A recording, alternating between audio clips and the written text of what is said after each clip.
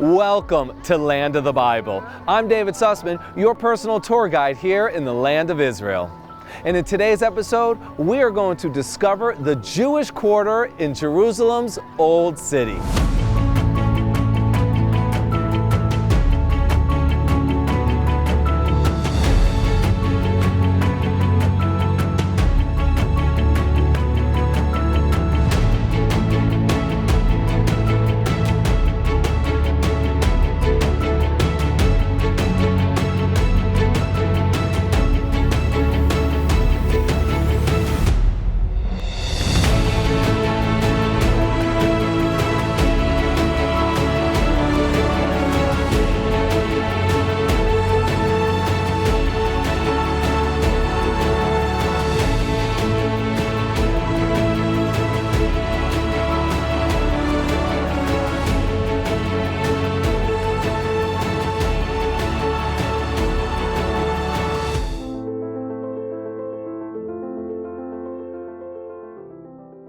Before we enter the Old City and the Jewish quarter, let's talk about the walls that surround it.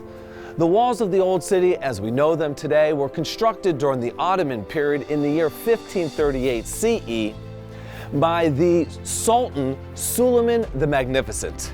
He constructed the Old City walls in order to protect it. And today, the Old City has a total of 8 gates.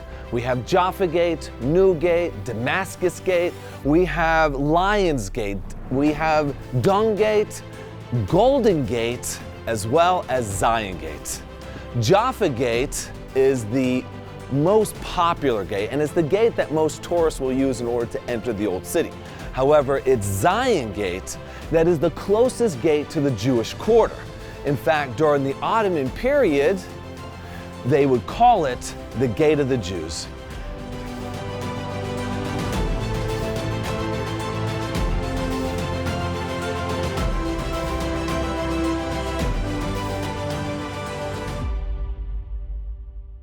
This gate derives its name from the mountain on which it stands, Mount Zion. It was called Mount Zion incorrectly by the Crusaders in the 12th century.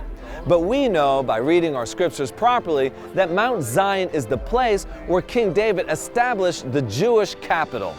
It is also the location where the first and second temples stood and where the third temple will stand.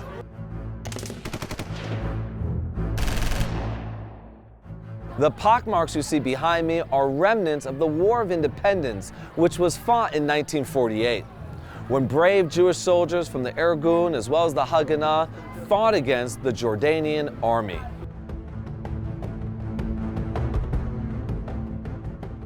Unfortunately, the Jordanians were successful and they expelled the Jews from their holy city.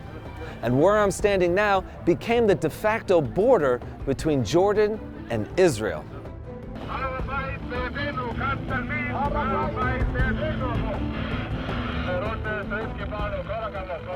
In 1967, during the Six-Day War, Israel was able to liberate the Old City as well as the entire area of Judea and Samaria.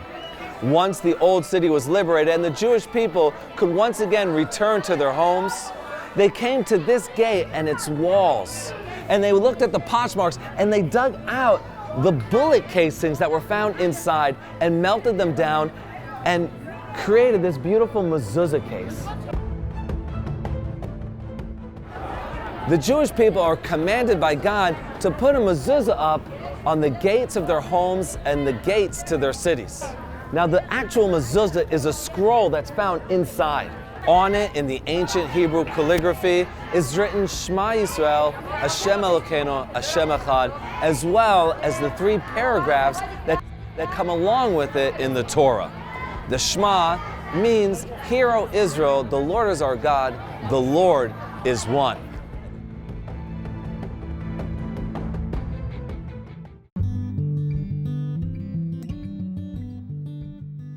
We are now standing in the 4 Sephardi synagogues, which were constructed between the 16th century and the 19th century as the Jewish population began to expand.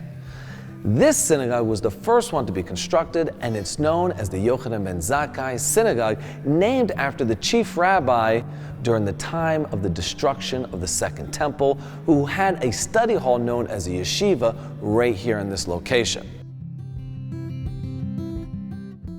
The other synagogues are the Eliyahu Navi Synagogue, the Middle Synagogue, and the Istanbul Synagogue. The Eliyahu Navi Synagogue has an incredible story when on Yom Kippur, the holiest day of the Jewish year, there wasn't enough people for a minyan. The required amount for Jewish prayer, 10 men. They only had 9. Suddenly, another man arrived. And after a full day of praying and fasting, when they laid out the feast to celebrate the end of Yom Kippur, that man no longer was there. And the members knew for certain that this must have been Eliyahu Navi, known in English as Elijah the prophet.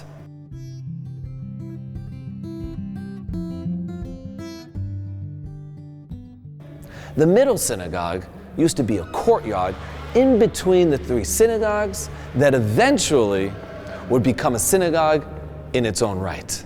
And then, of course, the Istanbul Synagogue. That synagogue was for Jews who were arriving here from Istanbul, Turkey. One of the interesting features of the Yochanan ben Zakkai Synagogue that we're standing in right now is behind me you can see the 2 holy arks in which the Torah scrolls are housed in. Usually there's only one. Here, there's 2.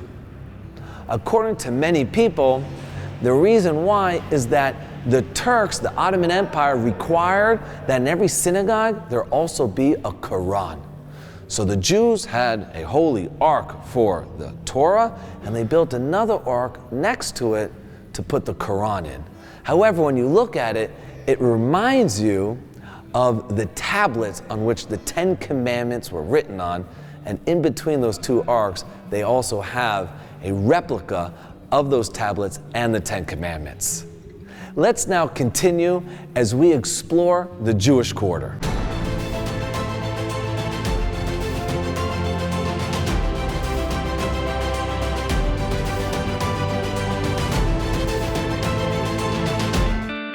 There are moments in life that define you and leave you forever transformed. Like a once-in-a-lifetime journey to the source of your faith. Walk in the steps of Jesus and experience history beyond its words. Sail the ancient Sea of Galilee to the holy shores of the River Jordan. Your journey begins here.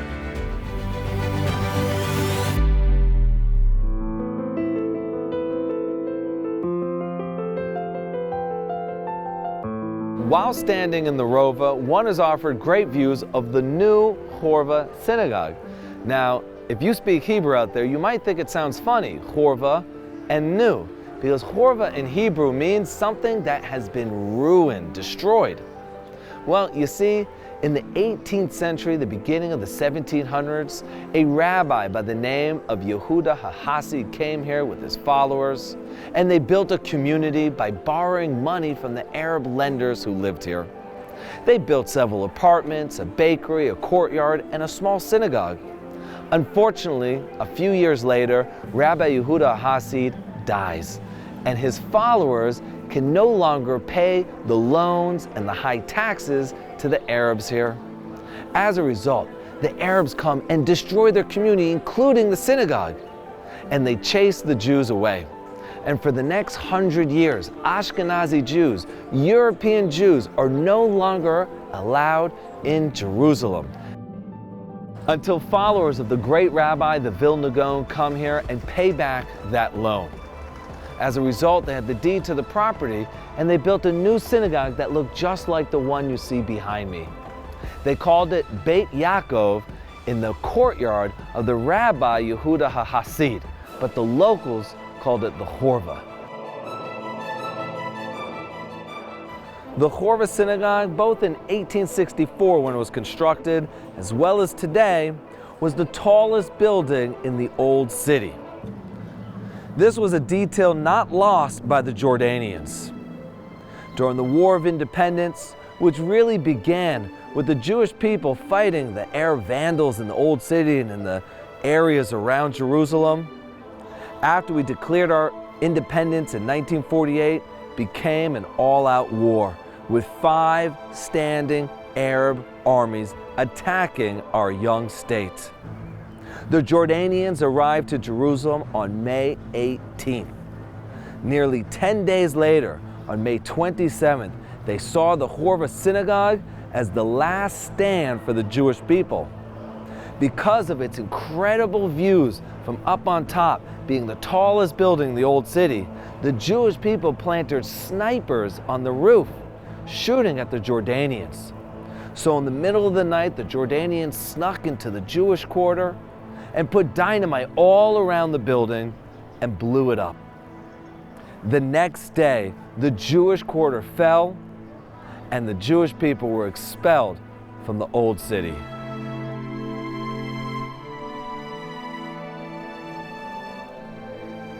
We are now standing in the magnificent Horva Synagogue, which was reconstructed and opened in 2010. The designers, the architects of the new synagogue tried to incorporate as much as possible of the original structure here. Almost the entire southern wall survived the explosion of 1948, and parts of the northern and southern walls survived as well. To keep it to its original form, they hired an artist from a city here in Israel called Rehovot to create a holy ark to house the Torah in exactly the way it looked 100 years ago. Look how tall it is. It's one of the tallest in the world. And it has 2 levels. The lower level houses the Torah scroll, and the upper level is what we call a geniza, a place that we take the scriptures, the spiritual writings, people's prayers, and we store it there until a proper time that we can bury it. Look at the paintings around the wall. They display significant spiritual locations around the land of Israel. And at the center, you have the Bima. This is the location where people read from the Torah. Today, the Horva Synagogue offers tours for tourists who want to learn more about its history. And in addition to that, it's also truly an active synagogue, a house of worship that's run by the Zilberman community that has a house of study here known as the yeshiva as well. All day long, they learn the holy writings of the Jewish people. Let's continue as we tour the Jewish Quarter.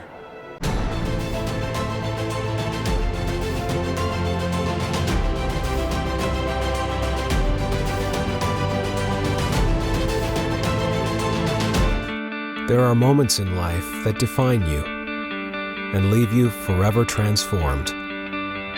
Like a once-in-a-lifetime journey to the source of your faith. Walk in the steps of Jesus and experience history beyond its words. Sail the ancient Sea of Galilee to the holy shores of the River Jordan. Your journey begins here.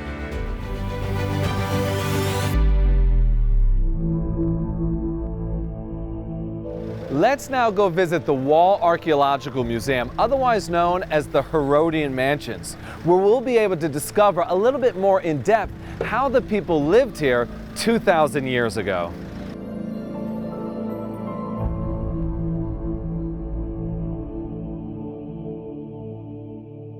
First of all, let's try and understand how we even discovered the ruins that I'm now standing in the middle of. You see, between the years 1948 and 1967, during Jordanian occupation of Jerusalem, the Jewish quarter was ransacked by the Arab population. So in 1967, when we returned home to the houses that we grew up in, we found them completely demolished. We wanted to build solid foundations for newer, bigger, better buildings. And digging down into the earth, what we discovered was a treasure trove of artifacts.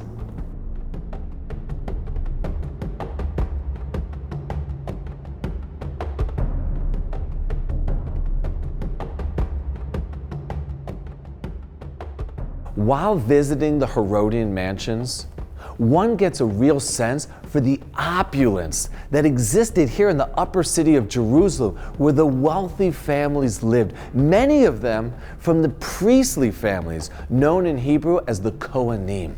These Kohanim needed to maintain a high level of purity.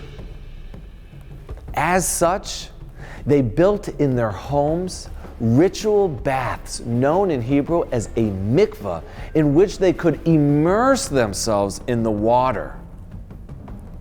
This would allow them to ascend the Temple Mount purified, bringing with them the offerings of the Jewish people.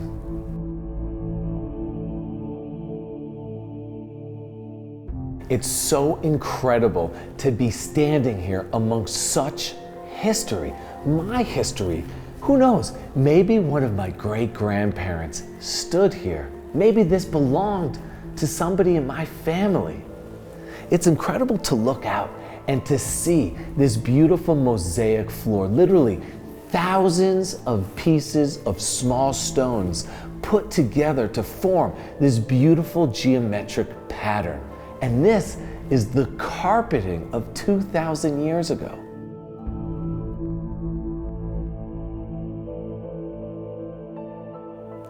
In addition to that beautiful mosaic, the museum has on display several of the artifacts that were discovered here by archaeologists. These include beautiful pottery vessels, stone weights, Roman glass, handles with inscriptions on them that belong to large vases, big, beautiful pillars and capitals.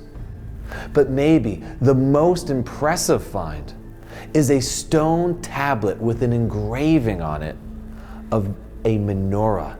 Maybe this is how the menorah in the temple really looked like.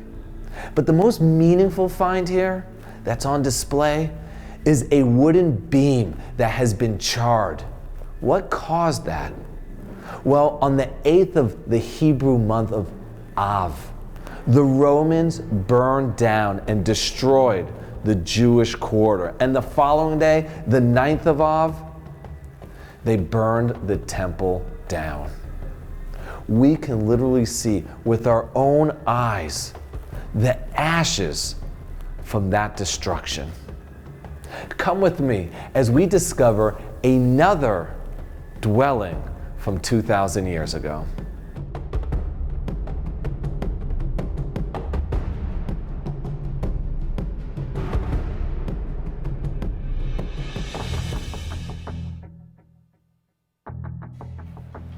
One of the must-do attractions here in the Jewish Quarter is the burnt house, especially if you have children.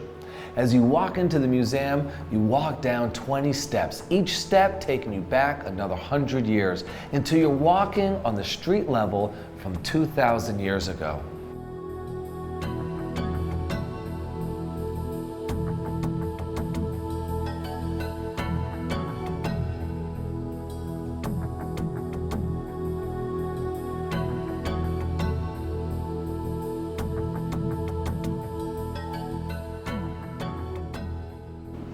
The excavations which can be seen here reveal a house belonging to the Kachos family.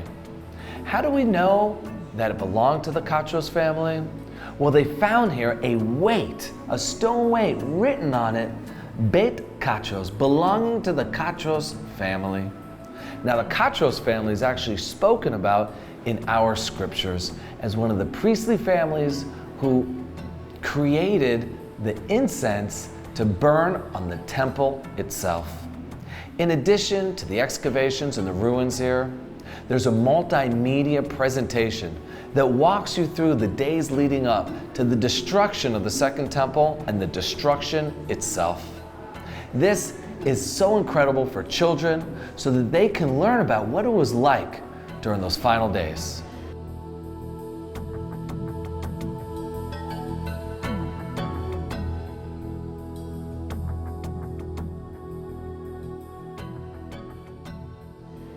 Come with me as we finish our tour of the Jewish Quarter.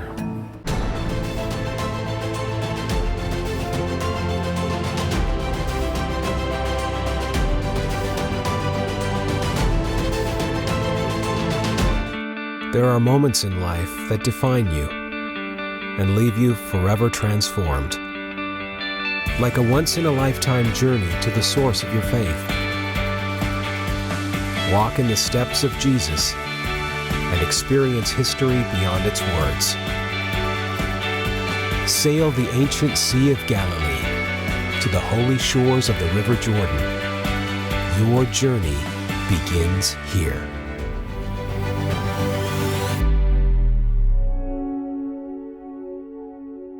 We are now standing in one of my favorite places to talk about here in the Jewish Quarter, known as the Cardo.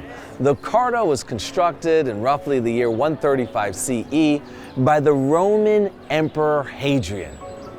Hadrian comes here after the Bar Kokhba revolt and razes Jerusalem to the very ground. Not one building is standing, and he builds in its stead a typical Roman city.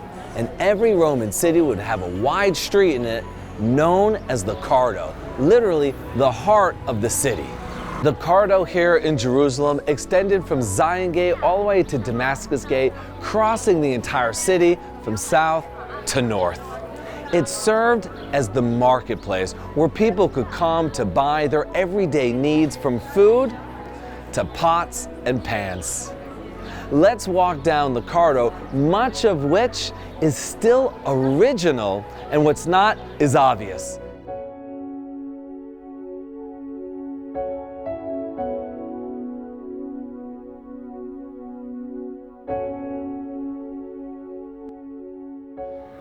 As one continues to walk down the Cardo, you'll notice this beautiful mural depicting what life was like here roughly about 1,700 years ago. However, there's one part of that mural that doesn't fit the time period. Can you guess what it is? That's right. It's the little boy with the hat on backwards and the backpack. And in his backpack, a little plastic bottle of water. They didn't have those 1,700 years ago. However, if you take a closer look, you'll notice that girl is handing him something. What is it?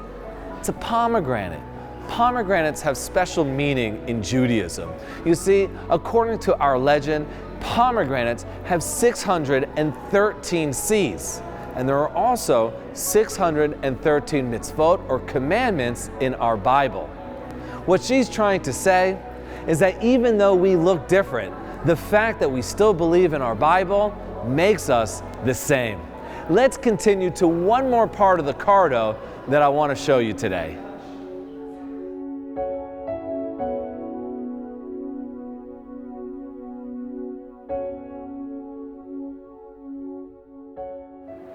Fast forward 700 years and you are standing in the Crusader period. When the Crusades come here, they have no need for this really large Roman Cardo. So they truncate it, and instead of having one wide street, you now have two smaller streets. I'm now standing in the Crusader Cardo. And if you look around, you'll see these beautiful arches here and the shops between them. This Cardo has been used as a shopping market for the last 1,000 years. And it's here that you'll still find several shops to buy that token, that memorabilia to take home with you.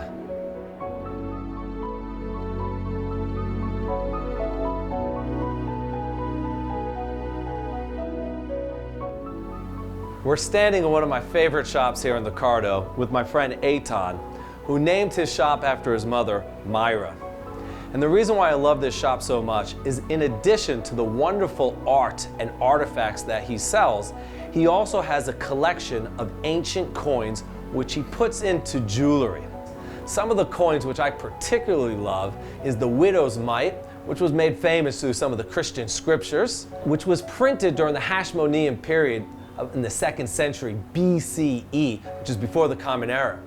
Other coins are the Great Revolt coin that was printed between 67 and 70 CE, which right on it is printed for the freedom of Zion. Many people still think that we're fighting for the freedom of Zion today. We have another coin called the Bar Kokhba coin, which was printed during that revolt, which saw the Jewish people kick the Romans out for a number of years between the year 132 and 135.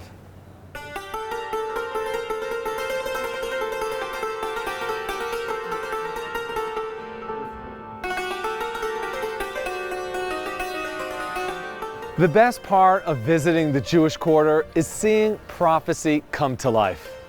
As it says in the book of Zechariah, there'll come a day where I, your God, bring you back to the land which is yours, Israel. And you will once again see old men with staff in hand and children playing in the streets of Jerusalem.